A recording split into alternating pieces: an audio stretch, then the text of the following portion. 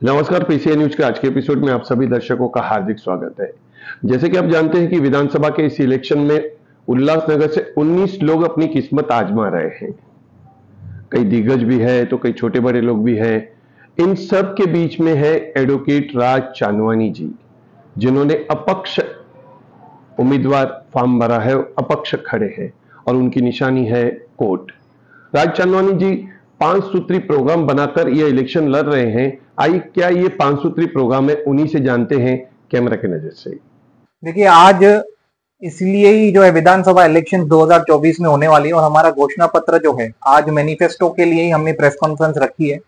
आज यह जो आपके सामने मैं घोषणा पत्र लेकर आया हूं, यह घोषणा पत्र आप देखेंगे किसी भी पार्टी ने ऐसे मुद्दे जो है कवर नहीं किए होंगे, जो हमने काफी सोच समझ के बनाया है। और आप यह समझ सकते हैं कि इसको एक एडवोकेट ने बनाया है, एक टीम ने बनाया है, एक सोशल एक्टिविस्ट जो हैं, लोग हैं आपस में मिलकर कुछ करना चाहते हैं, उन्होंने बनाया है। सारे मुद्दे हमने कवर किए और बहुत महत्वपूर्ण है। किसी भी पार्टी, चाहे भारतीय जनता पार्टी हो, उन्होंने भी इतने मुद्दे कवर नहीं किए होंगे। तो मैं आप सभी के सामने यह जो है आज घोषणा पत्र जो है हम डिक्लेयर करेंगे, हमारे क्या मुद्दे होंगे।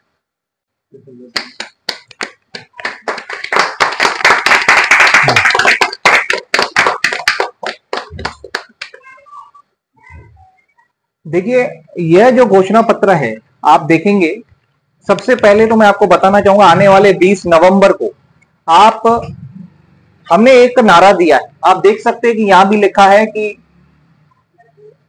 इस बार जो है नेता नहीं, समाज सेवक। आज हम क्यों कह रहे हैं कि समाज सेवक? क्योंकि हमारे शहर में आज परिवर्तन की जरूरत है। अगर आप देखेंगे घोषणा पत्र में, आपको बताना चाहूंगा कि घोषणा पत्र में सबसे पहले हमारा जो मुद्दा है, हमने इसको 2 भाग में डिवाइड किया है। एक पहला भाग है जो इंपॉर्टेंट 5 मुद्दे हैं।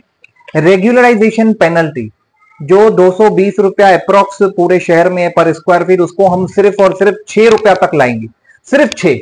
और ये संभव है, गुजरात में ऑलरेडी है, तो हमारे उल्लासनगर में इतनी भारी भरकम पेनल्टी क्यों? जिन भी बिल्डिंगों को रेगुलराइज करना है, जितने भी जो कानून आए, रेगुलराइजेशन ऑफ अनऑथोराइज्ड एक्ट जो है, उसके तहत उसकी जो पेनल्टी जो है, पहले लैंड की 10% थी, उसके बाद फिर 2200 स्क्वायर मीटर हो गई, यानी 220 अप्रोक्स पर स्क्वायर फीट हुई। उसको हम डायरेक्टली लाएंगे 6 रुपया पर स्क्वायर फीट, और ये कर सकते, मुमकिन है। और ये काम जो है एमएलए का, महाराष्ट्र लेजिस्लेटिव असेंबली का ही आता है, उसके अंडर ही आता है। दूसरा मुद्दा हमारा यह है कि 3 साल के लिए धोखादायक इमारत वासियों को रहने के लिए घर दिया जाएगा। अब हमारे उल्लासनगर की अगर आप हिस्ट्री देखें तो कई सालों में काफी सारे लोग जो हैं बेघर हुए। अब जो बेघर हुए लोग वो कहां जाएंगे? आप उल्लासनगर कैंप फायर की बिल्डिंग उठाकर देख लीजिए, गोल मैदान की बिल्डिंग उठाकर देख लीजिए।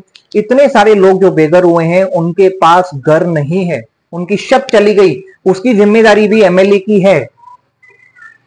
और इसके लिए हमने यह जो है सबसे पहला मुद्दा हम जो करेंगे वो रहेगा कि घर जो है हम अवेलेबल करवा कर देंगे 3 साल के लिए, बिना कोई भी पैसा लिए।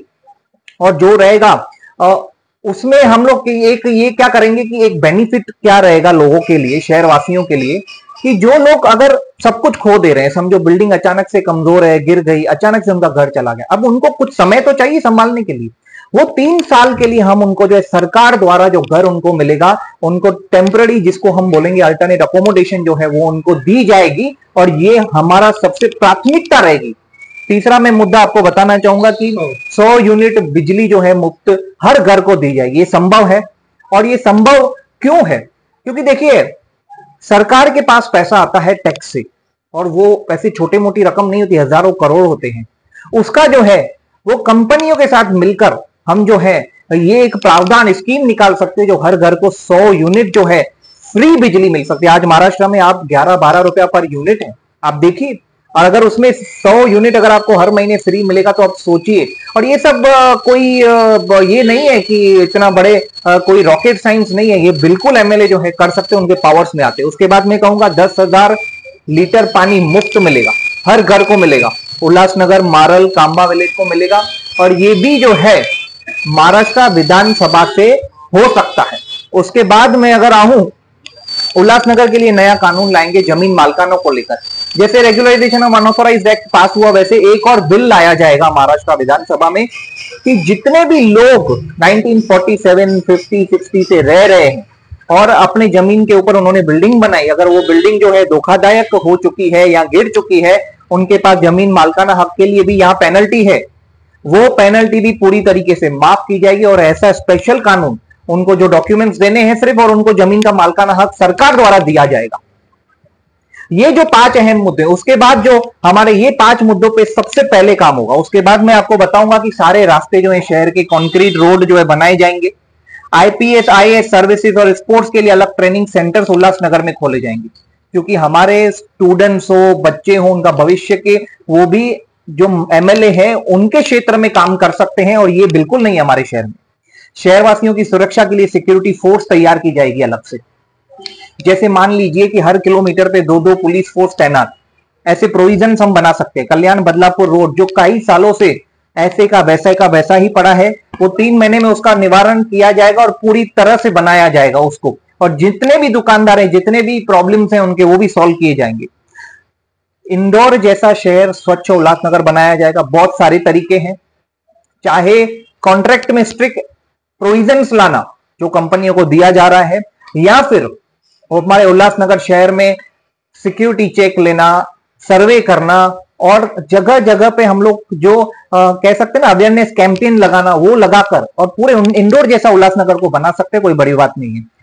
मारल, वरप और कांबा में जितनी भी बस्तियां हैं, जमीनें हैं, सबको हम रीडेवलपमेंट करके उनको वही जगह देकर एक ऐसा कुछ क्लस्टर डेवलपमेंट जैसा ऐसा कुछ लाएंगे हम लोग, स्पेशली जो वहां पर बस्तियां हैं, ताकि वहां पर भी डेवलपमेंट जो है एक बन सके, हो सके। थाने जिला की सबसे बड़ी मल्टी स्पेशलिस्ट हॉस्पिटल उल्लासनगर में लाएंगे। इस शहर में नहीं है, जो है सरकारी अस्पताल उसकी हालत आपको पता है। तो वो सारी चीजें, जो इतनी बड़ी हॉस्पिटल, हमारा एम रहेगा कि सारी टेस्ट्स हो, चाहे ट्रीटमेंट्स हो, चाहे ऑपरेशन हो, सब तरीके के यहाँ पर होना चाहिए, बाहर लोगों को जाने की जरूरत ना पड़े।